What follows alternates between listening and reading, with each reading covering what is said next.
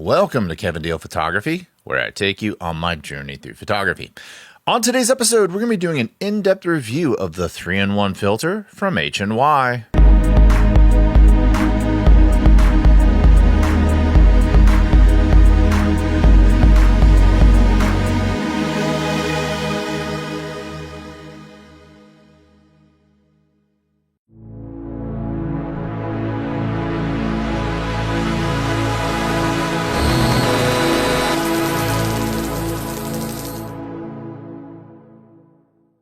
Welcome to today's episode.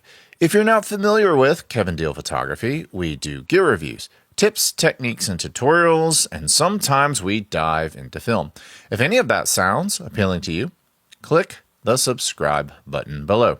For all of you who are back to Kevin Deal Photography, welcome back. And for all of you where this is your first time here, at the beginning of every episode, I ask for donations to BIG, which is an organization that helps intellectually disabled adults adapt to jobs in the real world. But to the subject of today's episode, I've done my fair share of camera, lens, and accessory reviews on this channel, but I haven't done many filter reviews. In fact, in the entire history of this channel, I've probably only done a couple. Looking back, that seems like a strange decision because I use filters all the time. Reviewing them is a lot of fun, and one of the most successful videos on this channel was actually a filter review. So I told myself in 2026 I'd start doing more of them. Recently, H&Y reached out and asked me if I'd be willing to review their 3-in-1 filter. Typically, a 3-in-1 filter combines a variable ND, a CPL, and something like a black mist filter. But the third feature on this one is a little different and arguably much more practical. H&Y has created a filter with an adjustable size range. In today's review, I'll be looking at a filter that can expand and contract from 67 to 82 millimeters. And yes, they do make other size ranges as well. As someone who doesn't enjoy carrying around a bunch of the same filters in different sizes or dealing with step-up rings, this feature immediately caught my attention. So, let's take a closer look. First, it's worth mentioning that this is the second edition of this filter. H&Y sent me the first edition for comparison as well, and I'll quickly show you the improvements that they made. The most noticeable difference is the number of control tabs. The first version has only 2 tabs, while the second version has 3 tabs. On this newer version, the tabs themselves have a better grip, which allow you to easily manipulate whatever you're trying to control. If you happen to come across both versions when shopping, I'd recommend going with the second version. It's clearly the better design and it's improved. Otherwise, they appear to be very similar. I haven't noticed any differences in optical quality, and both versions come with a neoprene zippered case. If you're new to these types of filters, here's a quick overview of what they do. A variable ND filter is essentially like sunglasses for your camera. If your exposure is too bright and you need to reduce the amount of light entering the lens, especially for video and long exposures, a neutral density filter, or in this case a variable neutral density filter, is the solution. The variable part of this allows you to fine-tune the amount of light that enters the lens. This filter also includes a circular polarizer, which helps reduce glare and reflections from surfaces like water, glass, and metal. H&Y also sent me their optional magnetic front cover to help protect the front element when it's not in use. Now, while I do appreciate H&Y sending this filter out for review, I'm still going to give you my honest thoughts. What I like about it and what I don't like about it, and whether or not it's something you should add to your kit. We're going to take this filter through several real-world shooting scenarios to see if it earns a place in my professional workflow. But before we get started, let's take a look at the specs. The H&Y Revo Ring version 2 is a 3-in-1 variable ND, CPL polarizing, and variable size filter system. It's available in 46 to 62, 58 to 77, 67 to 82, and 82 to 95 millimeters. There are 2 independent rings with dedicated lockable tabs. The variable size feature also has a dedicated lockable tab. Its variable ND is 1.5 to 10 stops or ND3 to ND1000. It's made with German optical glass and has a 22-layer nano coating. It comes with a padded neoprene zippered case. You can also buy an optional magnetic cover. The front element is water, dust, and scratch resistant, and the 67 to 82 millimeter model I will be reviewing in today's episode comes in at a street price of $250 US. Okay, for the first test, I should be really bright right now, like too bright, overexposed, right? This is why we have ND filters. So, I have the ND filter on right now, and let's see what kind of a difference it can make. Right about there. Okay, so it's not going to be perfect because the dynamic range of my camera isn't going to get everything, but my hands, my skin right here, you can see my skin is exposed properly. So I was able to take this shot and tame it, so to speak. And so this is the variable neutral density. So here, let's do a test. I can go pretty dark with it. That's too dark. And all the way off.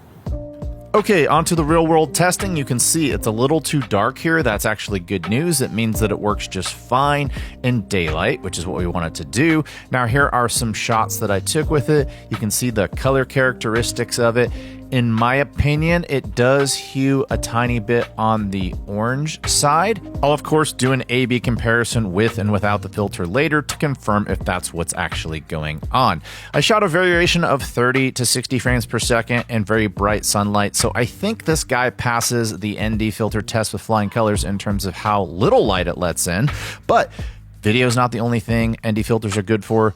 Let me show you what you can do with this filter creatively with photography. So let's take the example of this pond. When you look at the water, you can see the ripples. When you zoom in, you can see the mallard ducks. And you can even see a little bit of water dripping from the side of this building. But when you take the ND filter and you put it on, you can do super long exposures in that 8 to 30 second range, depending on your f-stop and all that. And voila, everything looks like glass. Here's another example I did on the other side of this pond. Now, you will get a tiny bit of movement if there's wind, and you can definitely see that the leaves aren't moving in this, but the pond looks like glass. So this is another way you can use an ND filter creatively. You don't just have to use it for video. If you're a photographer, this may be beneficial to you as well, especially if you shoot landscapes. Okay, so let me show you how to actually use this H&Y filter, what each of the levers does and all that. First and foremost, I do recommend getting the optional magnetic covering because you don't want to scratch that large front element. And on the rear side, I don't even know if it's supposed to work this way, but this is the way I've been using it, is I just kind of contract the variable part just a little bit, and this comes off. And just so I show you what I did to put it back on, what you do is just contract it a little bit, lock it, okay, so clearly it is down a little bit, and then you just take this thing, put it over it, and then unscrew this to expand it again, and this kind of holds in place. So I found that that has worked pretty well, and then when I just tighten this lever down. Now, the operation of the other side, I've shown you how this guy works from behind the camera, but what you need to notice is there are some numbers here, and you simply take these numbers, each one represents a stop, and minimum 1, and then it goes to 2, 3, 4, and 5. And then if you go beyond 5, you're going to see an X crossing, the max. You definitely don't want to go there because it'll ruin your shot. But if you keep it within this range, you won't experience any vignetting. And then when you figure out where you want it to be, you simply grab this lever and lock it down. And now when you lock it down, it's going to stay in place and move along. And then when it comes to the circular polarizer, that's your middle circle. So you can move that around, the polarization will happen, and when you feel like the polarization is where you want it to be, you go ahead and you lock this lever down. And then you have a dialed in shot. So pretty cool stuff. And that is how you operate it. Staying on the subject of the polarizer, you can see right here some shots I did in downtown Austin. Check out the way it is impacting the reflections off the water. You can definitely drastically change the way you want your image to present, whether it be photo or video. And I think the CPL does a fantastic job here. Now, when I went to Oklahoma City, you can see the dramatic effect on the side of the skyscraper. You can definitely see the darker part getting bright, getting dark, getting bright, getting dark. And then as I pan over to the right, check out this time lapse of how dramatic I can make the sky with the CPL filter.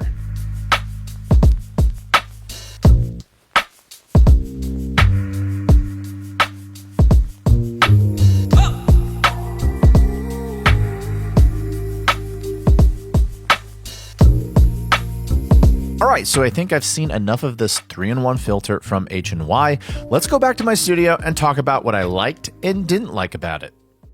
All right, so I have some time under my belt with this HNY 3-in-1 filter.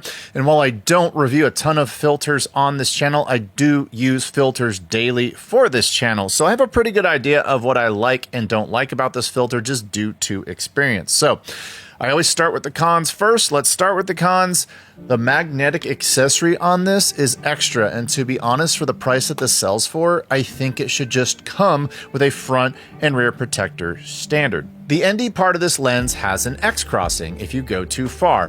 When I was using my S9, there were a couple of times when I was a little too aggressive with the ND and you started to see the heavy vignetting that basically ruined the shot. If you don't have an EVF, it can be hard to see that vignette or the X crossing begin to happen on an LCD screen. So if you have an LCD screen only on your camera, you could accidentally have issues, and so you definitely need to pay attention to what number you're on the side of this, because if you go too far, you're going to ruin your shot. I would actually say this ND filter has a bit of a learning curve. Now, it's not a hard learning curve, but when you're shooting, your concentration should be on your subject, framing, emotions, stuff like that.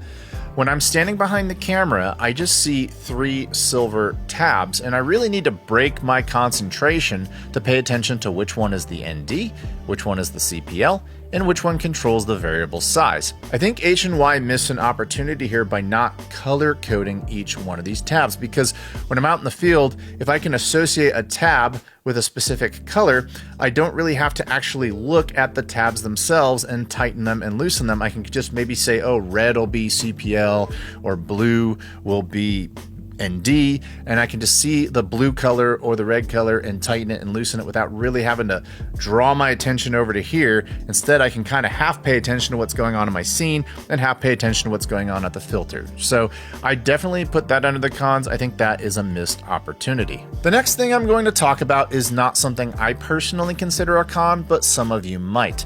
This filter produces an orange color cast.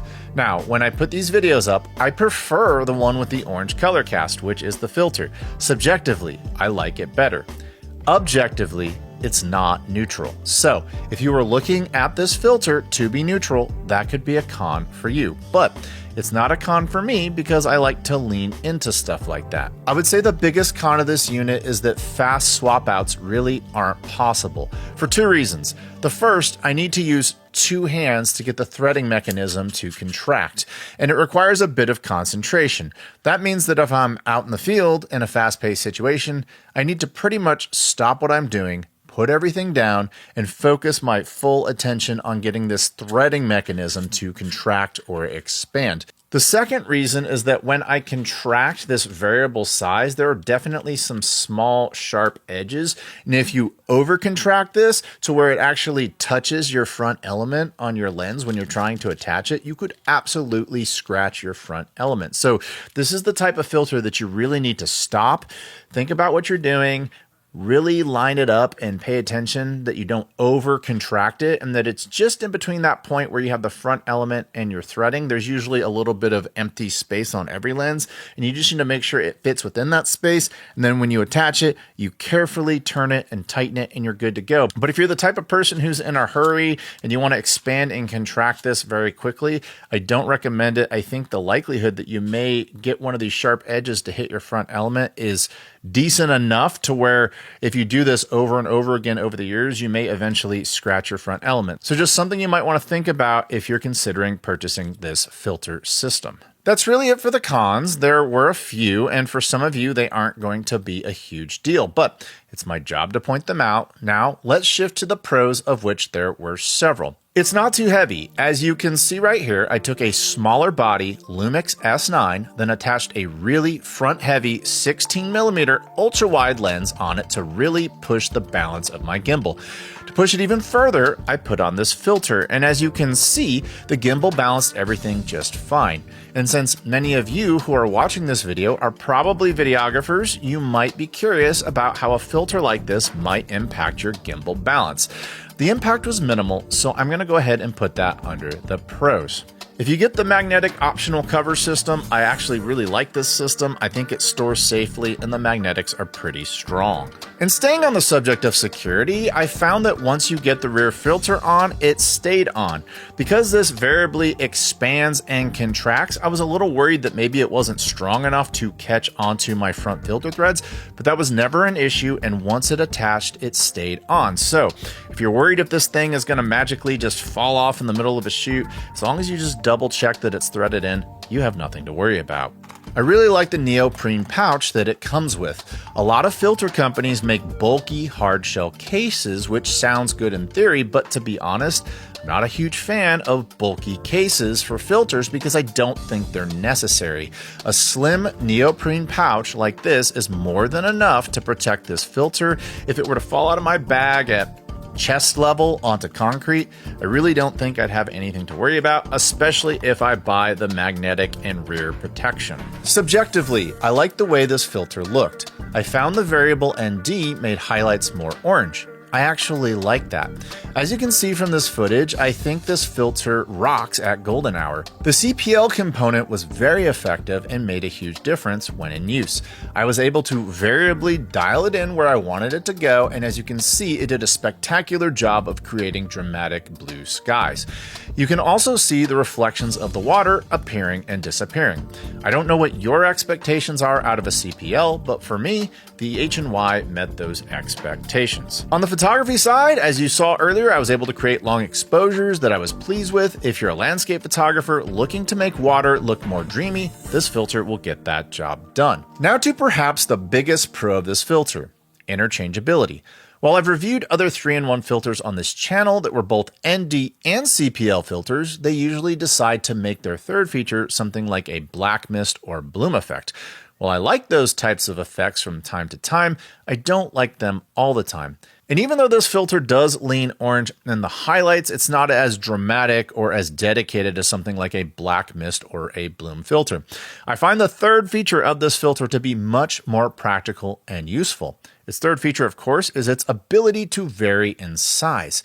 I own more lenses than I'd like to admit, and several of them are between 67 and 82 millimeters. And I have to keep track of my filters and label them. I have to take an entire filter case with me sometimes to handle the duties of having many different size lenses.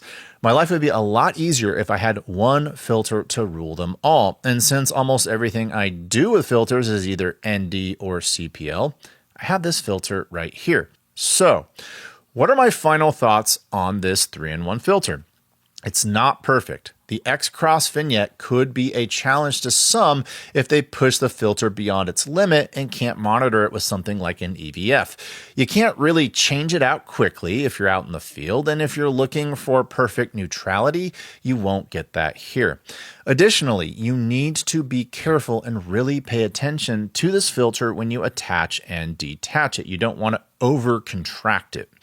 But outside of those issues, there are certainly a lot of pros that outweigh the cons.